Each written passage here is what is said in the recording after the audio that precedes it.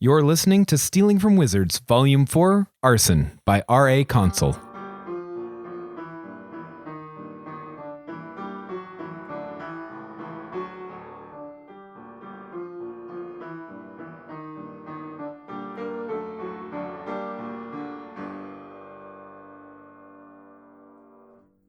Chapter 25, Clearing the Slate. The mating practices of the true dragon, also called the high dragon, are not well understood. Some comparisons can be made to wyverns or rock drakes, but they are speculative. No courtship has ever been witnessed between a male and female high dragon. Kuro sat in his room in the orphanage, trying to plan a robbery. The matron had kept it for him despite his long time away. There weren't so many orphans fighting for beds that she'd had to reassign it. Perhaps to the small credit of wizards. Recovering the cocoon was, at its core, pickpocketing. Granted, it was a very big pocket on the neck of a dragon being puppeteered by a legendary villain. It was also a kidnapping, which added more complexity. Coins didn't care if half of them got dropped in the escape. Babies, from Kuro's very limited experience, preferred to be kept in one piece. He also lacked the time for a proper burglary. That required careful selection of targets and nights of diligent observation. He was going in nearly blind on a tight deadline, and the target had been selected for him. It was going to be tricky. A knock on his door stirred him from his ponderings. Azalea entered, carrying Autolycus. She was dressed for battle. Dark hair tressed up to keep it out of her face, a tough, fitted uniform that would move comfortably under her armor, and a look of steely resolve. She laid the raccoon down on Kuro's bed and patted him lovingly. "You're going to fight?" Kuro asked. Azalea nodded. "There are people trapped up there. If knights don't rescue people from dragons, what are we even for?" Kuro tried to pour out every bit of knowledge he had that could help. They like to chase their food, so try not to move too fast, and maybe bring an elk or something. And they're easily distracted by gold, and fire won't hurt them at all, and... Azalea shushed him. "Craig says there's a tradition for knights going into battle. You shouldn't go in with unfinished business. We need our whole head in the fight." Kuro quieted and let her say her piece. She struggled more with getting the words out of her mouth than marching into the mouths of dragons. "Kuro, I know you and Marie, if she wasn't queen and all, you'd be together. And I don't want to get in the way of that. And no, you don't feel the same way about me, but I had to tell you before I lose my chance that..." And there the outpouring of honesty hit a stopper in her throat. She choked on her words. "Marie and I aren't in love," said Kuro. "She's more like my sister. She says the same, even though everyone gets funny ideas because I rescued her. She only took me to Samhain because she knew I wouldn't misunderstand and try to propose to her or something." Azalea fidgeted and fussed, chewing on her lip and trying to push hair that wasn't there out of her face. A queen being an impassable hurdle between her and him had provided a measure of certainty in failure that had made it easier to speak her mind. That hurdle removed, the possibility of getting what she wanted had rattled her once more. "I don't know if I'm in love with you," he continued. The use of the L word staggered the girl. "I never imagined that someone like you would be interested in someone like me. And honestly, I'm a little afraid of you." He reached out and took her hands, partly because he felt it appropriate in this situation, and partly to stop her from wringing them so hard that she peeled her own skin off. She stilled in his grasp. She was warm. Her hands were bigger than his and calloused from training too hard with her sword. They felt strong and safe. "But Autolycus isn't, and he's more of a coward than I am, so maybe I shouldn't be." At this point he was thinking out loud, but it seemed to be helping Azalea. "He isn't me, but he is most of the better parts of me. And he likes you, so maybe I should trust him. What I'm saying is that until recently, embarrassingly recently in hindsight, I never thought about the possibility. Now that I am, I kind of like it. Azalea's face was complicated. Happiness, relief, desire, worry, confusion, all wrestled for control of her expression. "That's not fair," she said. This wasn't how the conversation was supposed to go. She was there to confess and be rejected, so she could march into battle with a clear mind. Exhausted from looking at him and being looked at, she closed her eyes and tipped her head down to rest her forehead against his.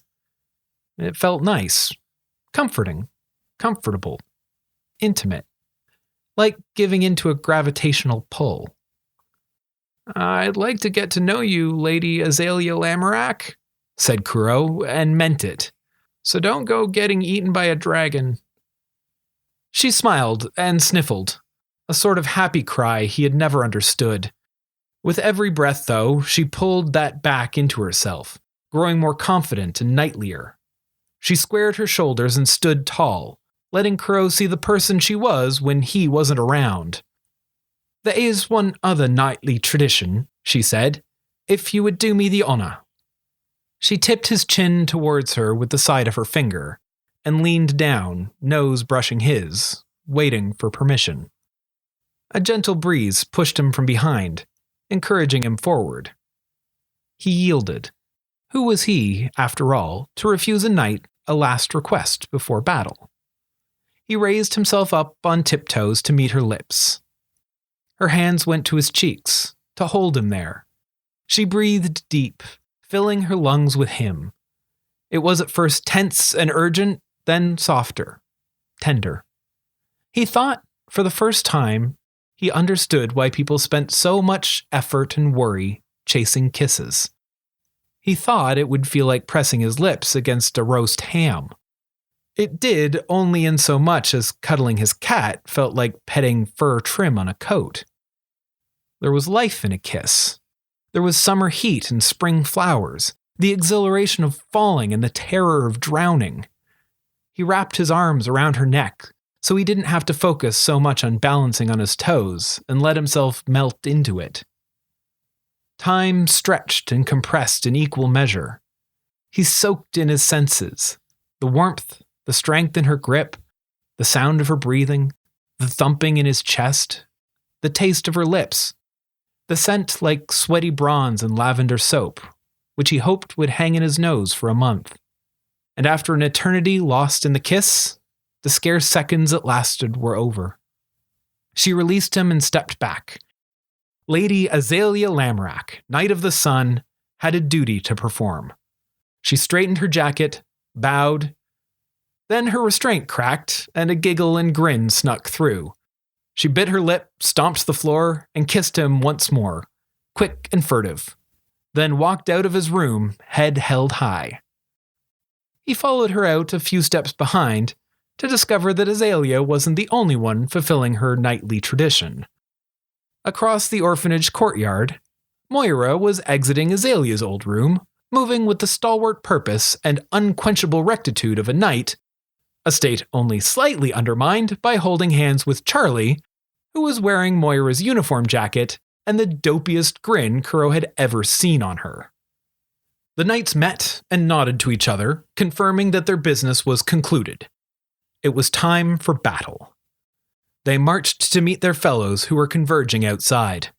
Kuro and Charlie joined Arthur for the send-off. Boasts and proclamations were being made by warriors about their bravery and prowess in the coming battle. It was important to do so beforehand, before reality had an opportunity to prove them wrong. Marie caught Kuro's eye during one of the more grandiose speeches. Raised eyebrows demanded an accounting of events. He shrugged in a slightly embarrassed manner and nodded. A small smile he hadn't invited tugged the corners of his mouth. She gave him an approving nod and a thumbs up, then queried Charlie in the same way. Charlie grinned so wide she showed molars and nodded like a woodpecker. Marie laughed and fought to regain her queenly composure. A cheer went up for the brave warriors. It was a roar of celebration meant to drown out the worry that they may not return. Onlookers toasted to their inevitable victory, because any other outcome was unthinkable. And then they left. The warriors marched, the crowds dispersed. Kuro silently said goodbye. It was time for him to get moving as well, but he had things to clear up before he left for good. He found Evelyn before she was carted off home to Ys. He pulled her aside and presented her with the peace offering. Evelyn was confused. She regarded the pie and accompanying paperwork with suspicion. "Allies, right?" said Kuro without any of the warmth with which he'd delivered his other gifts. "Yes," she agreed but remained wary. "What is all this paper?" "It's a recipe," said Kuro. "Why is it 20 pages long?" Evelyn weighed the substantial folio against the pie. "I didn't skip any steps," he replied. "I know how frustrating it is when people just assume you know things and don't explain it properly. It's Marie's favorite, as far as I know. Her kitchen should be told how to make it." She flipped through the roughly scrawled and butter-stained pages. It included every detail, from how to identify a good strawberry to a full page on how to know when custard has simmered long enough. It was a pie recipe written like an alchemy textbook, something she could get her head around. "Allies," she agreed. Then, unbidden and entirely of her own volition, she added, "Thank you." "Take good care of her," replied Kuro. "I will," replied Evelyn with her trademark haughtiness, "whether she likes it or not." Next was Azalea, which had just become more complicated. He left a note on her desk beside the pie he'd made for her. An apology. He believed she was coming back and wanted to be there when she did, but he'd hidden from her that he was leaving as well. He couldn't send her into battle worried about him. He met Arthur and Charlie waiting for him outside her door, sharing a look of accusation. "You're acting weird," said Charlie. "I have something I need to do," said Kuro. "It's about the dragon on Avalon. Something I promised." "Can we help?" said Arthur, recognizing a tone that worried him. "Not this time." There were secrets he needed to keep, and the few plans he'd come up with were beyond uncertain. They also involved a lot of very serious crime. "I've recently been told that you should clear up unfinished business before you go on a dangerous mission," he said, and pulled out a collection of notebooks from his satchel and handed them to Charlie. "I've been working on this for a while. It's a copy of a book I stole from Marie, sort of. I don't know how much of it is true, but I think you might be the best person around to work out if anything in it is useful." Arthur looked at him expectantly. "If I'm not able to come back, would you take care of Autolycus for me?" "She gets a book on dragon training, and I get a lifetime of responsibility," said Arthur flatly. "Doesn't seem fair." Kuro laughed. "Of course I will," Arthur conceded. "He likes me better than you anyway." The three hugged, possibly the longest they'd hugged in all their years together. Charlie, in an effort to cast her feelings onto someone else, said, "If you don't come back, Azalea's gonna be so mad at you." "Understood," said Kuro. He wasn't planning on not coming back. He wanted to believe that he was. There just weren't many paths left that led him back in one piece. "See you soon," he lied. He pulled his umbrella from his bag and let the west wind fill it.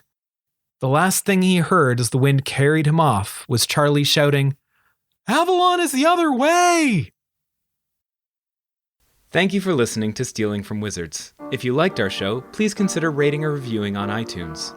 If you want to support this podcast or just can't wait for the next chapter, the full book is available on Amazon, Kobo, and Indigo. Our theme music was written by Camille Saint-Saëns, transcribed by Franz Liszt, performed by Rebecca Verdun, and used with permission. This episode was produced by Jim Tigwell.